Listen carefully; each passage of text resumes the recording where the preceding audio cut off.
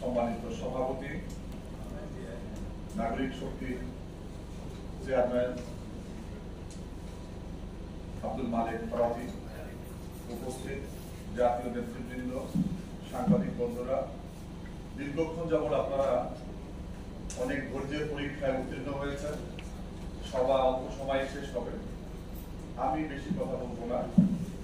আমি শুরুতেই গণতান্ত্রিক নাগরিক শক্তির আজকের এই আত্মপ্রকাশ অনুষ্ঠানে বাংলাদেশ লেবার পার্টির পক্ষ থেকে আমরা স্বাগত জানাই। আমরা গত কয়েকদিন আগে আপনারা দেখেছেন যে বাংলাদেশে আরেকটি রাজনৈতিক দলের আত্মপ্রকাশ ঘটেছে, জাতীয় নাগরিক পার্টি। আমরা সেখানেও গিয়েছিলাম, আমরা তাদেরকেও অভিবাদন জানিয়েছি। আরো যে সমস্ত রাজনৈতিক দল আসবেন অনাগত, তাদের জন্য শুভকামনা রইল। গণতন্ত্রের সৌন্দর্য হচ্ছে রাজনৈতিক দল। একটা রাজনৈতিক দল কতটুকু সফল হবে, কতটা ব্যর্থ হবে, এটা জনগণের কাছে যখন যাবে তখন তা নির্ধারিত হবে।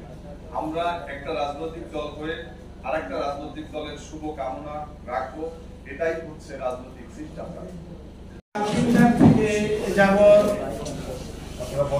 কষ্ট স্বীকার করে আমাদের এই উদ্যোগকে সার্থক করেছেন, তার জন্য দলের পক্ষ থেকে অন্তঃস্থল থেকে আমি আপনাদের প্রতি কৃতজ্ঞতা জ্ঞাপন করছি। এবং আজকের এই যে আমাদের অগ্রযাত্রা, অর্থাৎ আমরা একটি গণতান্ত্রিক, আমরা একটি স্বৈরাচার মুক্ত, বৈদেশিক আধিপত্য মুক্ত,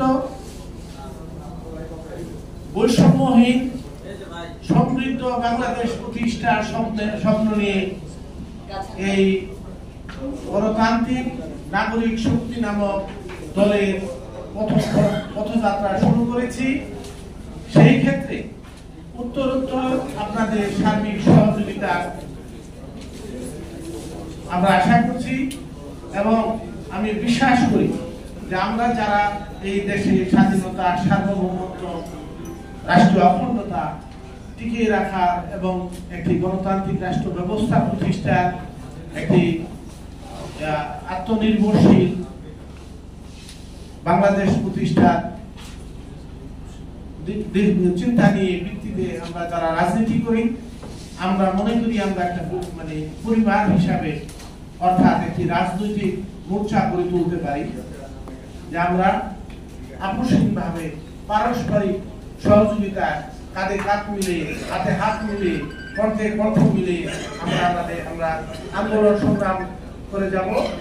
তো সেই কাজে আজকে এই সুতরাং এই বাংলাদেশের এই চলমান সংকট, এই সংকটে আমাদেরকে একটু আগে আমি বলেছিলাম শুরুতে যে আমাদেরকে এখানে ঐক্যবদ্ধ হওয়া ছাড়া কোনো উপায় নেই। কারণ এই বিশ্বে এই যে আজকে ফিলিস্তিনের যে ঘটনা, কত নির্মম, পৃথিবীর ইতিহাসের সকল ঘটনাকে ম্লান করে নতুন ইতিহাস সৃষ্টি হচ্ছে, যেখানে মানবতা বলে কিছু নেই, বিশ্ব ব্যবস্থা বলে কিছু নেই, যেখানে আইন বা আন্তর্জাতিক আইন, জাতিসংঘ সকল কিছুই শুধু মুখরোচক গল্প এবং শুধু সুবিধাবাদীদের, অর্থাৎ পরাশক্তির হাতের পুতুল সারা পৃথিবী।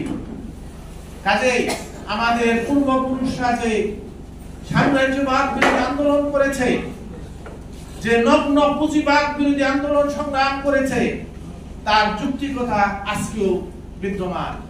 কাজেই সেই সাম্রাজ্যবাদ বিরোধী, শুধু আধিপত্যবাদ বিরোধী হলেই আমাদের হবে না, আমাদেরকে সাম্রাজ্যবাদ বিরোধী আন্দোলন সংগ্রাম করে তুলতে হবে।